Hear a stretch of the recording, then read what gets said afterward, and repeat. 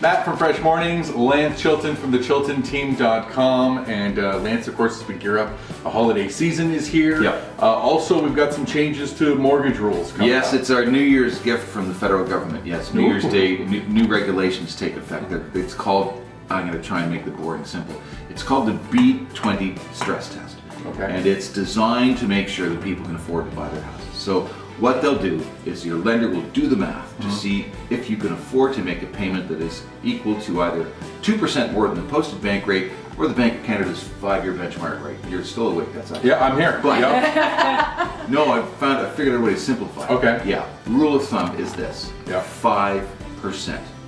Right, because according to that boring stuff I just said, it's either going to be 4.94 or 4.99. So let's say 5%. So when you're going to buy your house with 20% down payment, Yep. you can do the math yourself and figure out if you can afford a 5% payment. That's it. Rule of thumb, 5%. Easy peasy. So what's the point of having these regulations with this stress test? The point is the government likes interfering in areas where it has no expertise. No kidding. the point is the ultimate point is to protect the financial system, to make sure that people aren't getting in over their heads in terms of debt. Is this a good idea? The opinions from experts vary, and it may not last forever. Right. So is there anything a consumer can do to improve their results of the stress test? Oh yeah. If you have, like, say 5 or 6 credit cards, because they give you one for, this, that, and the other thing, they drop that. Reduce it. You don't need 5. Right. Maybe you don't even need 3. Maybe 2 is what you need. So that will improve your overall credit score when they go do this math that we're talking about. But just bear in mind 5%. 5%. Yeah. But you have to look at it historically. Like 10 years ago, or even in 2008, the mortgage rate was 7-point-something%. Something like that. The 25-year average mortgage rate is 7.4%. Right. You don't know. Well, but I can pretend I know. You know. That's all that matters to them. Busted. Yeah. So the 2 takeaways are, I'm going to help you with this. Okay. Money is, even at 5%, money is still cheap. Yeah. Like in 1997, when Ann and I moved from Toronto to here, mortgage rates were 10-point-something%.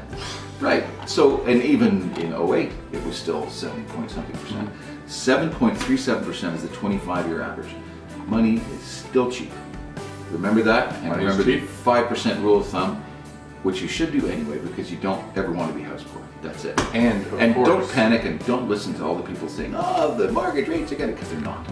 What are my takeaways? I'm as dumb as a Christmas chocolate. That's what he told me to say! I'm smarter than a Christmas chocolate. Just to make you even smarter. Mortgage rules, it's 2 things. Pretend I'm a Christmas chocolate. Okay, so Christmas chocolate. Yes. Two takeaways are, Yeah. money is still historically cheap, Yep. like 50% cheaper than it's been over 25 years.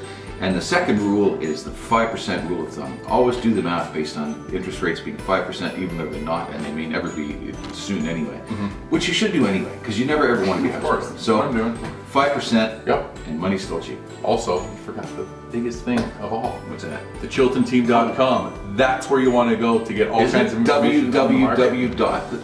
Nana, nobody puts www anymore. Of course, we have a live studio audience here. You don't have to do that. Thechiltonteam.com. If you got any questions, you want to list a house, you want to buy a house, all the information is up there. And 5% rule. That's it. Money's still cheap.